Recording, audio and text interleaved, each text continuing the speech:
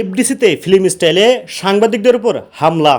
বাংলাদেশ চলচ্চিত্র উন্নয়ন কর্পোরেশনে সাংবাদিকদের উপর ফিল্ম স্টাইলে হামলার ঘটনা ঘটেছে। মঙ্গলবার 23 এপ্রিল সন্ধ্যা 6:30টার দিকে এই ঘটনা ঘটে।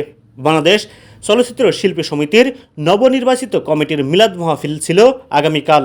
আর সেদিনই সন্ধ্যায় মিশা ডিপজল প্যানেল আয়োজিত দোয়া অনুষ্ঠানের পর অতর্কিত এই হামলার ঘটনা ঘটে। আর সেদিনই সন্ধ্যায় মিশা ডিপজল প্যানেল আয়োজিত দোয়া অনুষ্ঠানের পর অতর্কিত এই হামলার ঘটনা ঘটে। কে বা কারা হামলা করেছে তা নিশ্চিত হওয়া যায়নি।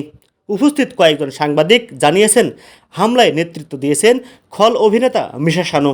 জানা গেছে, দৈনিক খবরের কাগজের বিনোদন প্রতিবেদক মিথুন আল মামুন শিল্পী সমিতির অফিসে নির্বাচনে বিজয়ী শিল্পীদের সাক্ষাৎকার নিতে যান। সেখানে তার সঙ্গে বাগবিতণ্ডায় জড়ান শিবা শানু। এক পর্যায়ে সংবাদকর্মী মিথুনকে শারীরিকভাবে লাঞ্ছিত করেন তিনি। সাংবাদিকরা আরও জানান, পরবর্তীতে অন্যান্য সাংবাদিকরা এর প্রতিবাদ করতে গেলে আলেকজান্ডার বউ ও জয় চৌধুরীর নেতৃত্বে ফাইটাররা সাংবাদিকদের শারীরিকভাবে লাঞ্ছিত করেন।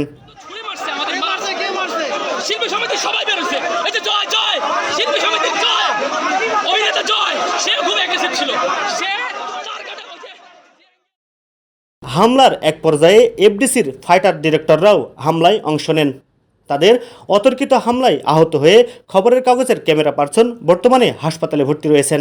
আহত হয়েছে নিউজ 24-এর ক্যামেরা পার্সনও। ঘটনাস্থলে থাকা সাংবাদিকরা জানান, আমাদের আমন্ত্রণ জানিয়েছেন বলেই আমরা এসেছিলাম। সংবাদ সংগ্রহের জন্য এফডিসিতে আসি, কিন্তু এভাবে সহকর্মীদের উপর হামলাকারীদের শাস্তির দাবি করছি।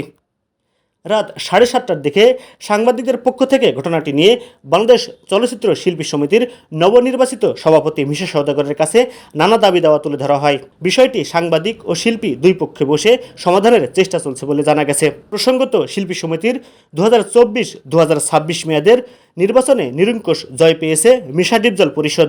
সভাপতি পদে মিশা সওদাগর পেয়েছেন 265 ভোট। নিকটতম প্রার্থী মাহমুদ কলি পেয়েছেন 117 ভোট।